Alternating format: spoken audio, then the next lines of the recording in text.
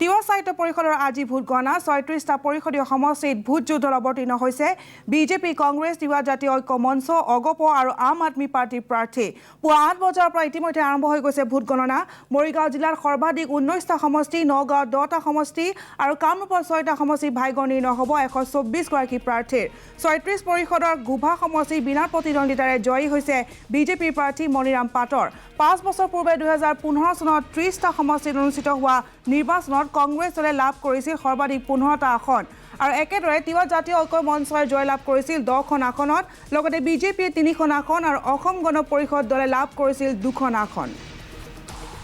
আৰু ইতিমধ্যে আৰম্ভ হৈছে ভোট গণনা আমি দেখুৱাই আছোঁ আপোনালোকে পোনপটীয়া সম্প্ৰচাৰ কিছু সময় পূৰ্বৰ তিৱা সাহিত্য পৰিষদৰ আজি ভোট গণনা ৩৬টা পৰিষদীয় সমষ্টিত ভোট যুদ্ধত অৱতীৰ্ণ হৈছে বিজেপি কংগ্ৰেছ তিৱা জাতীয় ঐক্য মঞ্চ অগপ আৰু আম আদমি পাৰ্টিৰ প্ৰাৰ্থী পুৱা ৮ বজাৰ পৰা আৰম্ভ হৈছে ইতিমধ্যে আৰম্ভ হৈছে ভোট গণনা মৰিগাঁও জিলাৰ সৰ্বাধিক ১৯টা সমষ্টি নগাঁও 10টা সমষ্টি আৰু কামৰূপত 6টা সমষ্টিত ভাগ্য নিৰ্ণয় হ'ব ১২৪ গৰাকী প্ৰাৰ্থীৰ ৩৬ পৰিষদৰ গুভা সমষ্টিত বিনা প্ৰতিদ্বন্দ্বিতাৰে জয়ী হৈছে ইতিমধ্যে বিজেপি প্ৰাৰ্থী মণিৰাম পাটৰ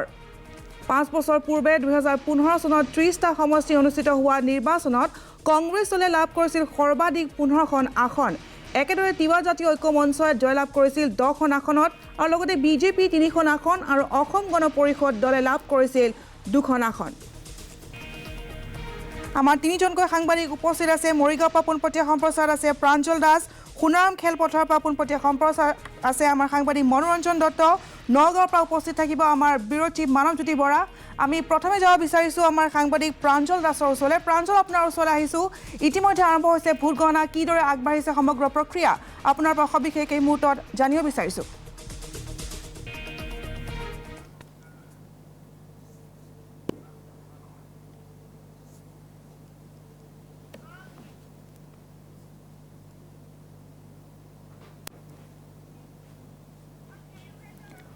আৰু পোনপটীয়া সম্প্ৰচাৰত আছে আমাৰ মৰিগাঁৱৰ পৰা সাংবাদিক প্ৰাঞ্জল দাস প্ৰাঞ্জল আপোনাৰ ওচৰলৈ আহিছোঁ কিদৰে আৰম্ভ হৈছে সমগ্ৰ প্ৰক্ৰিয়া যিহেতু পুৱা ৮ বজাৰ পৰা ইতিমধ্যে আৰম্ভ হৈছে ভোট গণনা আপোনাৰ পৰা সবিশেষ এই মুহূৰ্তত জানিব বিচাৰিছোঁ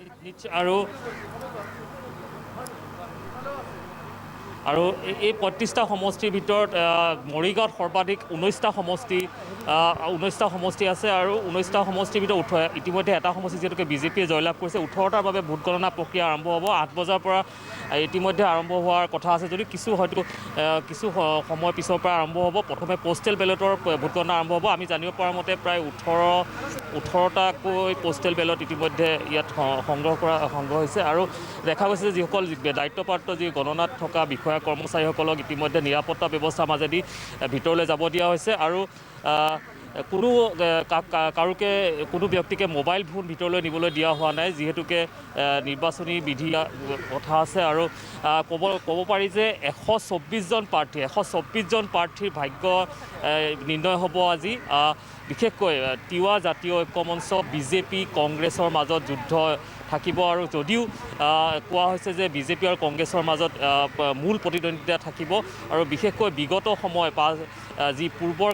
যি তিৱা সাহিত্য পৰিষদৰ কাৰ্যকালত বিগত নিৰ্বাচনত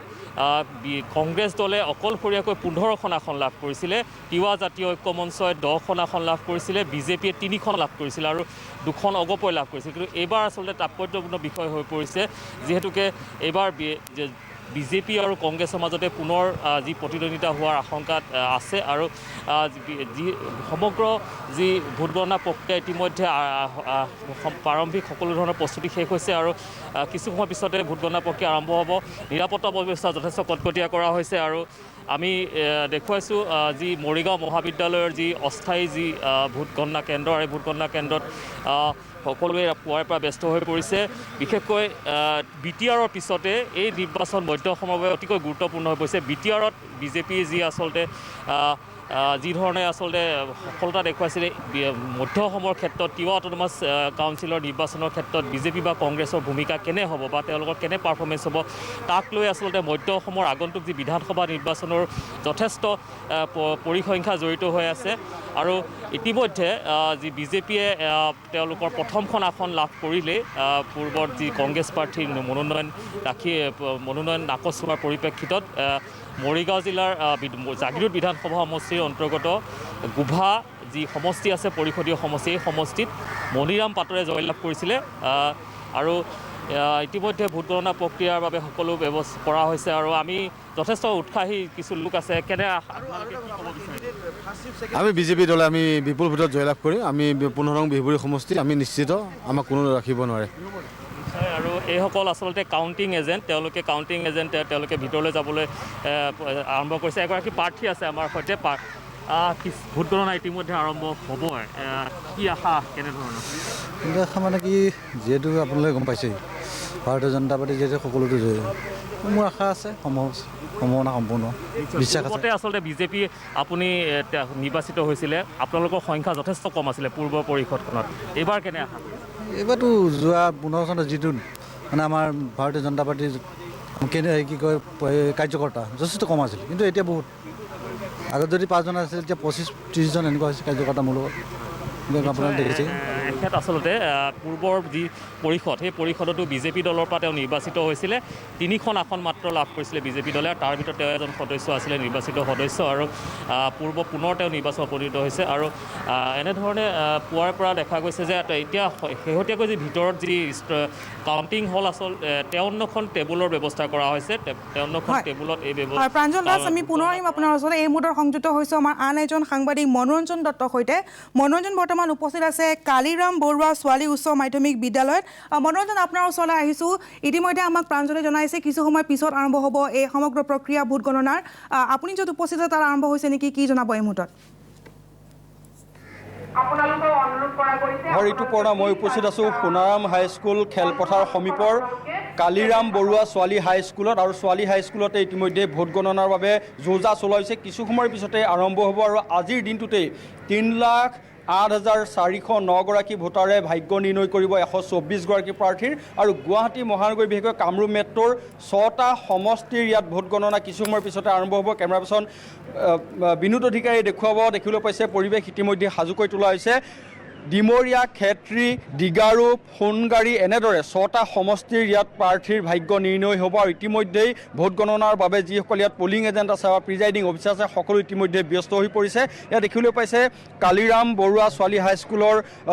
চৌহদৰ পৰিৱেশ দেখিবলৈ পোৱা গৈছে ইতিমধ্যে সকলো ফালৰ পৰা সাজু কৰি তোলা হৈছে যি 124 গৰাকী প্ৰাৰ্থী আছে সেই 124 গৰাকী প্ৰাৰ্থীৰ আজি ভাগ্য নিৰ্ণয় হ'ব বিশেষকৈ বিজেপিৰ তৰফৰ পৰা 35খন আসনত ইতিমধ্যে প্ৰাৰ্থীত্ব আগবঢ়োৱা হৈছে এজিপিৰ ফালৰ পৰা এখন 36খন কিন্তু কংগ্ৰেছে অকল 36খন আসনত ইতিমধ্যে প্ৰাৰ্থীত্ব আগবঢ়াইছে আৰু আজিৰ দিনটোতেই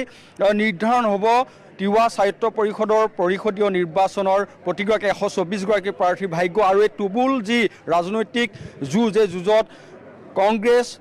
বিজেপি বা এজিপিৰ ক্ষেত্ৰত যেহেতু এজিপি এখনো দিছে গতিকে এনেধৰণৰ কোনসকল প্ৰাৰ্থীৰ ভাগ্য কেনেদৰে নিৰ্ধাৰণ হ'ব 124 গৰাকী প্ৰাৰ্থীৰ ভাগ্য 3,08,409 গৰাকী ভোটাৰ নিৰ্ধাৰণ কৰিব আৰু বৰ্তমান আমি উপস্থিত আছোঁ 6টা সমষ্টিৰ